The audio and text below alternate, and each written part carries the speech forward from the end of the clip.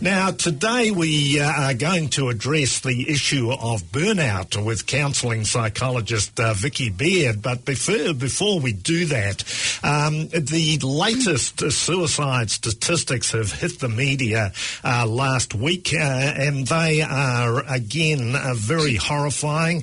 The number of people who died by suicide in New Zealand has increased for the third time in a row, and in fact is at a record level since statistics have been recorded 9 years ago.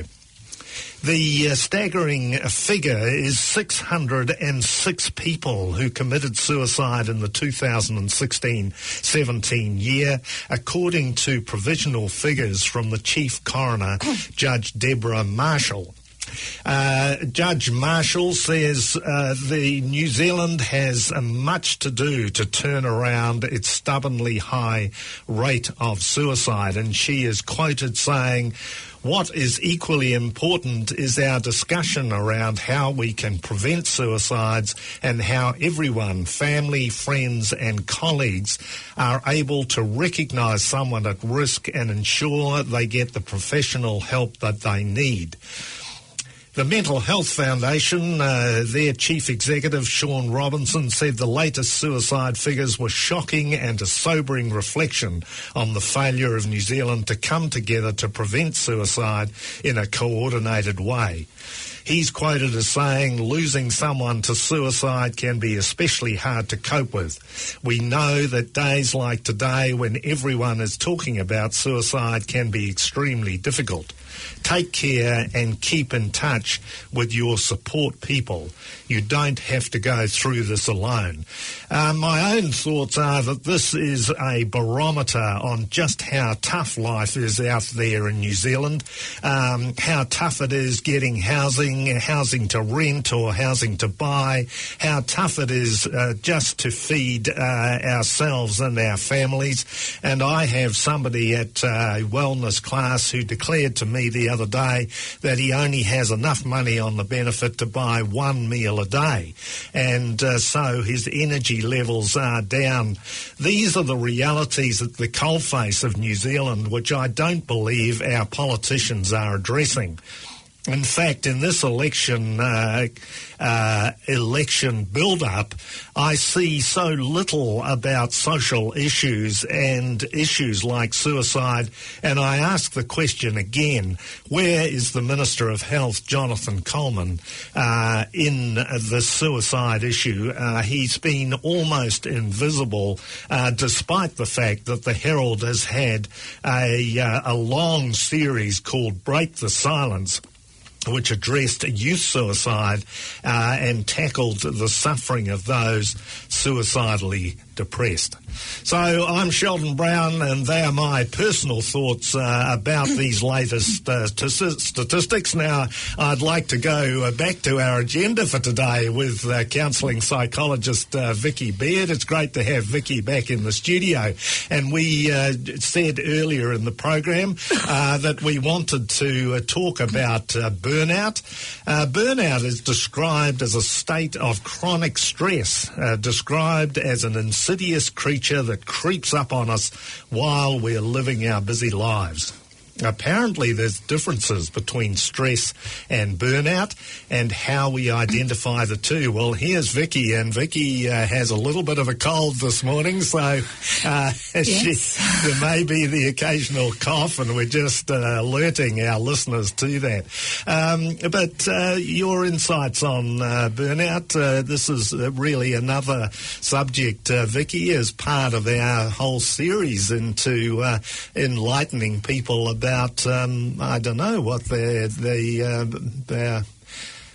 enlightening people on mental health issues, I guess. On mental health issues, mental exactly. and emotional health. Right, yeah. So what is burnout? Yeah, so burnout has been described, it's most basically described as a long-term negative affective state consisting of emotional, physical and mental exhaustion. So the key here is it's not just one area, it's not just mental exhaustion or physical, it's going across the whole spectrum. So the person who feels burned out will feel absolutely empty, depleted, like they have no oil left in their tank. They will feel overwhelmed, like constantly overwhelmed, drained and helpless. And again, going back to emotionally, mentally and physically. It's also been described as erosion of the soul. So I think that's quite a nice description of that experience of burnout. That sounds pretty serious. Yeah, it is. It's definitely very serious, and it's a topic that I can relate to, having had my own experience of burnout a number of years ago, and I can really relate to that, sense of absolute overwhelm, absolute having nothing left in the tank. So even basic things of daily life, like even, for instance, doing your weekly washing can seem like a huge and overwhelming task. Sometimes we find that people separate their mental health and their physical health and their emotional health. But it sounds as though burnout really underlines that all three are so integrally linked together. Yeah, that's it. Burnout comes after usually quite a long and chronic period of intense stress. So it's not just acute, people go through acute or short phases of stress, where something happens. Maybe they have a month or 2 months where it's quite difficult or they feel very stressed. That's quite different. Burnout usually happens over an extended period of time, maybe over a year of long-term stress. And basically what's happened is that person's central nervous system, so their fight or flight response, has been chronically activated over that time. And that's what leads to that physical, mental and emotional complete burnout, so that because our central nervous systems are not designed to be chronically activated like that or chronically overwhelmed. So what was it in your life several years ago that activated your central nervous system to the point where you experienced burnout? So it was basically the last couple of years training to be a psychologist. So often we talk about burnout, there's an interaction between the person and the environment as well. So basically there's certain personality types that are also susceptible to burnout, which we'll cover later on in the show. But basically there was me, who had a background of anxiety, and I came up against, I'd been studying for about 4 or 5 years up to that point, and the last 2 years of my training were intensely difficult. The pressure went up. I was extremely overwhelmed, so the demands on me were much higher than I had the resources to cope with. I was under financial pressure because I couldn't work. I was being supported by my partner at the time, but me and him were having difficulties. So that main source of support, which, ideally would have been a good support, was actually also adding to the stress. And your living conditions, were they adequate or? Fortunately, my living conditions were adequate. So that was the one thing that was stable, but everything else just was completely overwhelming. So I was basically working every hour of the day. I would be going to my placement, I'd be coming home at night, shoving a quick meal in the oven, like not even having time to cook decent food, going straight into study, doing assignments, preparing for the next day. I would be studying or working till 10, 11 o'clock at night, getting up early again, doing it all again. Weekends, I was constantly still working, catching up on what I'd missed during the week or assignments. I was not socialising.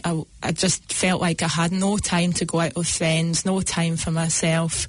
I was constantly thinking about my internship, about my next assignment, constantly ruminating. And that went on for a period of probably 1.5 to 2 years. And it was at the end of that time, after I'd graduated, and I was in I went straight from graduation into a full-time job in the mental health sector. I was doing shift work. Again, I was just completely overwhelmed. I hadn't taken a break. And I started to really notice that I had burnout. It started to become apparent when it didn't affect me physically. So some people get physically sick all the time, so they might notice that they're getting sick all the time physically. It didn't affect me in that way. It affected me. I was physically exhausted, definitely, but it affected me more mentally. So what I noticed that like, for instance, actually the time it hit me was I was in a work meeting, and already I had been crying most days going to work. I would be crying in the car, I would be overwhelmed, and I was in this work meeting, and my manager said something about a client that I was supporting, and it was just a general comment. It was not aimed at me, but in that moment it just completely overwhelmed me. I felt like everything was against me. I burst into tears. I ran out the room, and I found myself just walking the streets. And that was the point when I realised that this was not me anymore.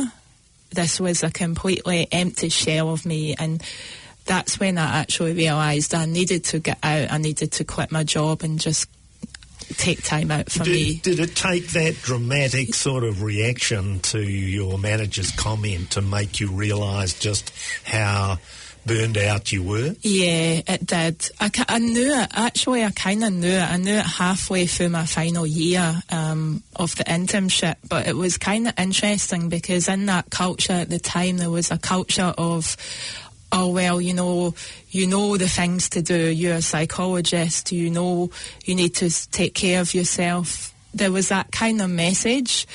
But in actual fact, it was an impossible environment. There was no space to take care of ourselves. We had really high demands on us. So at that point, I think what happened was, because of the messages from people around me, I just kind of suppressed it down and kept suppressing it to get through, to survive. And it wasn't till that point, I guess, when I was free to realise. Knowing what you know now, it's easy enough to ask the question, well, what would you do now about burnout? But the way that you've painted that very dramatic picture of the circumstances, you were in an internship, you were on placement, there were some relationship issues, financial issues, you were working until 10 o'clock preparing for the next day. And so often we don't really appreciate the impact that this sort of routine is having on us. Would that be fair to say? Yeah, then it just hits us. That's it, yeah. And that's often what happens, and that's why people get burnout, because often they don't realise they're in these routines. They're often in situations which are quite out of their control. Like something that you mentioned, Sheldon, at the beginning about how hard it is actually to live in Auckland, New Zealand these days. And I see that time and time again. There's a lot of adults come to me or come through my groups, in situations where they're working 60 hours a week as a normal standard.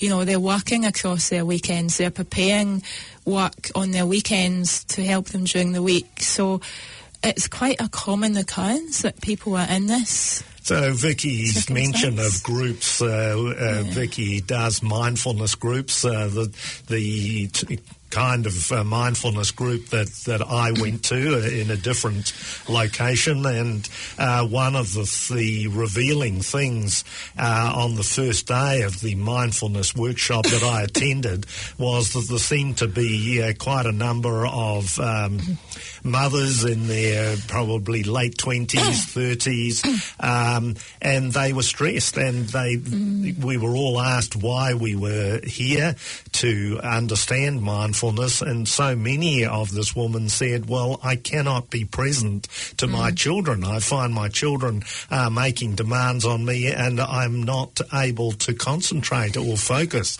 I'm not there for them. And they were very stressed. And, of course, Vikki and I did a program just recently about some research commissioned by a hotel chain which revealed that up to 65% of Kiwis say they're moderately or intensely stressed, Vikki. Yeah, it's a common occurrence, and about 80% of the people that come through my groups come because of stress or anxiety.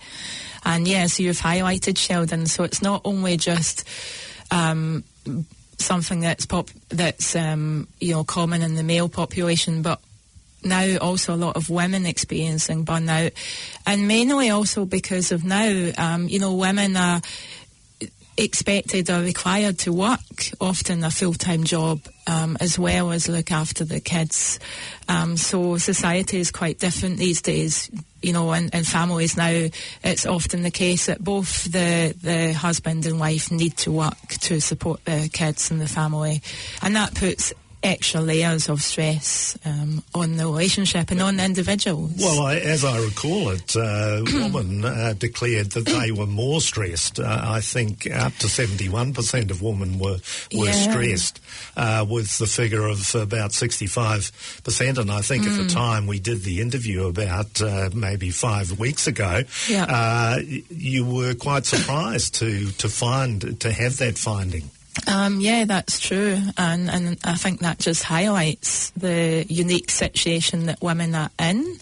I think we've came a long way in terms of gender equality, but we still have a long way to go, because I certainly know, in my own experience, there was this expectation of me doing all my work towards being a counselling psychologist, but also this expectation that I was going to be there for my partner when he came home at night from work to cook the meals and do all that as well. And I think that's a common kind of expectation. Said that burnout is a long-term negative affective state consisting of emotional, physical and mental exhaustion. We also talked about burnout being like erosion of the soul. Erosion of the soul. And some of my research suggested that it was an insidious creature that creeps up on us. I think to a certain extent it is true that possibly younger women are more susceptible to burnout. I also think it's common across all ages and genders, particularly that show focused on young women. And part of the reason why it's often young women, say in their 20s or 30s, that get burnout is, I think it's a lot to do with the way women are wired. I mean, we've been wired in terms of evolution to be much more focused on relationships and social relationships. We've been the family creators, the community makers, and that's traditionally our role. So what happens, I think, you get to this day and age now where women are now free and also expected to go out and make a success in terms of career or in their work. So they're doing that, and that's fantastic. But what's also happening is that, those expectations around being there for everyone, being, the supportive friend, the supportive partner, being out there in their communities, that's all still there. So I recall one of the women talked about the difficulty of them to say no to anything. So I think what happens is women have put a lot of expectation on themselves to be there for everyone and everything. And I think that's the real issue. Well, I've got two male friends where they are the house husbands. and the woman have the high-powered very high-powered health job, very senior in DHB land. Another, I'm not sure, but she is in a very high-powered job, and he's at home trying to sort of establish his own consulting at home, but probably quite unsuccessfully. And I think that changes the whole dynamic, because as long as the woman and the man are satisfactory with the change of roles, or happy with the change of roles, that's fine. But in one of those cases, I think there's huge pressure on the man to generate revenue in order to improve their lifestyle and their status and their assets, if you like. And I know that he's really suffering with that pressure. Yeah, and that's such a good point, Sheldon. You know, I do think this particular TV show highlighted young women, but I really think it's an issue that spans across all generations, you know, all types of people and both genders, you know. There can be huge pressure on men as well these days, particularly, you know, after the first or second child comes along. There's much more pressure, for instance, on men to be the breadwinners, to support their family, and that can lead to burnout in men as well. Yeah, I mean, probably, you know, my meltdowns could have easily been burnout. You know, I had a very stressful consulting career. I was also playing a lot of squash, which I tried to fit in at lunchtimes, you know, and play a hard game of squash. I thought all that was good for my mental health. But, you know, exhaustion sort of crops up. What are some of the warning signs, Vikki, of burnout? I mean, in your own experience, it sounds as though it took almost a year, 12 months or longer to appreciate that you were in a fairly desperate place. Yeah, that's true. So some of the warning signs, so interestingly enough, burnout can be similar to major depression in terms of a lot of the signs or the things that you will notice. Just subjectively to begin with, and then we'll go into some of the physical signs, but subjectively, you might start to feel like every day is a bad day. You know, you might start to dread to wake up in the morning. Caring about your work or your home life might seem like a total waste of energy. You might be feel exhausted all the time. And you might also start to feel like nothing you actually do makes a difference, or you might feel quite out of control in terms of your life. But going on to some of the physical signs and some of the mental and emotional stuff, you know, again, chronic fatigue, so feeling tired all the time, struggling to get out of bed in the morning, difficulty with sleeping, you know, waking up during the night, or difficulty getting to sleep. So you might feel one of those vicious cycles, spirals downwards that can so often happen just with those two ingredients, if you like. That's it, yeah. So often the person will feel exhausted physically but will not be able to get to sleep. Often because their head's still going, you know, things is still thinking about work, so that's another sign. If you're preoccupied with work all the time and you can't get it out your head, people may become forgetful. They may find difficulty concentrating or paying attention, so they'll constantly be distracted or in their head thinking about what they have to do tomorrow or worrying about what happened yesterday. You might even get physical symptoms like heart palpitations, chest pain, you know, stomach cramps or difficulty with digestion. And that creates a bit of a downward spiral as well, doesn't it? Because suddenly we start to think that not only are we fatigued and threatened with maybe depression or a mental illness, but, we have these physical sort of symptoms that worry us, and we think, I'm going to have a heart attack, or I've got heart disease, or maybe problems with the stomach, because the stomach tends to get hit when we're stressed.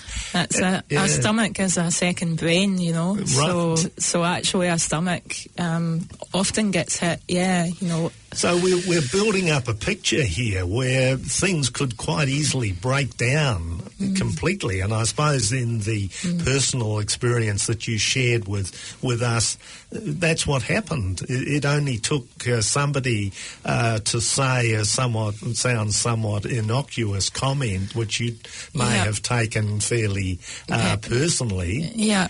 You're in tears, you're running out of the room. Yeah. And then how did you manage that? If we come back to that, you ended up walking in the streets, but what were your thoughts about how you were going to rectify this situation? Fortunately for me, that was my wake-up call, and I just realised, I really needed something had to give. And if I didn't let something go, it was going to be me that was going to give. So it was an easy choice, really. And I recognised, that's one of the other things. So often we might be in a work environment which does not fit in with our values or what we really feel meaningful or fulfilled doing. So in that case, it was easy for me to say, I wanted to be a counselling psychologist. I wanted to be sitting with people in a therapeutic way, doing groups. And in this particular environment, I was driving clients around, picking up prescriptions, giving them medication, not really doing anything therapeutic with them. So it was an easy point at that point. It was an easy decision at that point when I realised this is not me. I'm not this emotional, fragile, stressed out person. This is so far away from what I want to be. So it was an easy decision for me to go, I'm going to quit my job and find something else.